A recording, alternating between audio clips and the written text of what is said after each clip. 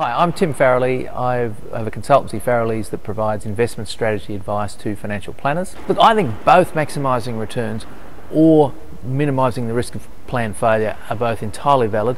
The important thing is for the planner to know what is their preference and have the discussion with the client, because the client will have preferences too. So in the discussion with the clients, we've got a range of options for you. We could maximise returns, but means the chances of your plan failing go up because we're taking on more risk. Alternately, we could just reduce the risk that your plan fails, or in other words, maximise the chance you actually meet all your retirement goals. Both of them are valid, but the discussion should be had with the client, and it's a preference for a planner to go into that discussion knowing which one is their preference so they can lead the client, and obviously clients do get led on those issues. It leads to massively different outcomes.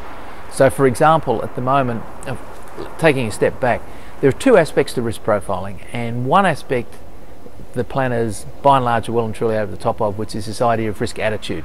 Emotionally, can I cope with the ups and downs? What very few planners are really looking at the moment is risk capacity, which is a financial concept. Can my money last my whole life expectancy? Can it deal with the kinds of shocks we've seen in the markets recently? And that has been a place that planners really have not spent enough time in the past. Largely mathematical. The judgment that has to come in there is how bad might returns be over the next, say, 10 or 15 years. That's the piece which does require some judgment. You can look back at history, which gives you some guide. There are better ways of doing it.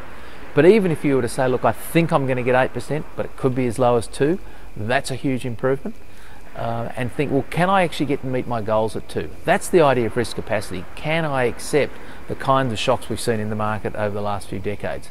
It requires thought and it requires calculation. It's not trivial. Once you give them the tools, fabulous. They take to a duck like a duck to water. I have a number of clients who use a tool that I've developed, and they love it. Their clients love it. It gives them a range of outcomes, and it shows them different strategies. Will give them more money probably, but maybe a whole lot less, and what it means for their retirement. And it really is a powerful tool in helping clients to making an informed choice of what their risk profile is, instead of I've ticked a whole lot of boxes that makes me up 60% or 40%, which most people aren't very comfortable with. The challenge is really deciding that level of risk. Now, the really interesting part right now is we know there's a large number of planners, possibly without considering capacity, but have had their clients come to them in the last 3 to 4 years and say, look, we're sick of all this volatility. Give me a portfolio that'll get me where I need to go with the minimal possible risk. So they've been increasing their amount in fixed interest and cash and decreasing their amount in equities. My point is, if that's a philosophical shift, that is fine.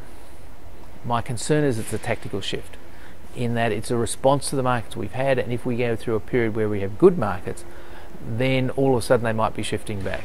So we've ended up having high equity exposure in 2006, low equity exposures in 2010 and 2011, and then perhaps in 2017, 2018 back to high equity exposure in time for the next bad period. And that's obviously a disaster. One, risk profiling is incredibly important to your returns. Yep. And it's a two-pronged piece. It's one, thinking about what is your emotional risk tolerance, and there are a lot of very good tools out there, but also the thinking about the risk capacity, which is a new thing that we must think about more. The second piece is, once you start using those tools, you start thinking, am I going to maximise returns or minimise the risk of failure? Or another way, maximise the chance I'm going to meet my goals. People are doing that and de-risking portfolios. If that's done philosophically, that's fine. If it's being done tactically, to be reversed later on, it may be a problem, because I think we could be in for a period of very low income returns and quite high returns from what we call growth assets. The portfolio construction process in this piece has not really changed. Of course, the overlay of all of that is, in doing our portfolio asset allocation, I think we should be taking a more dynamic process than has been historically the case, but that's a separate issue to these ones.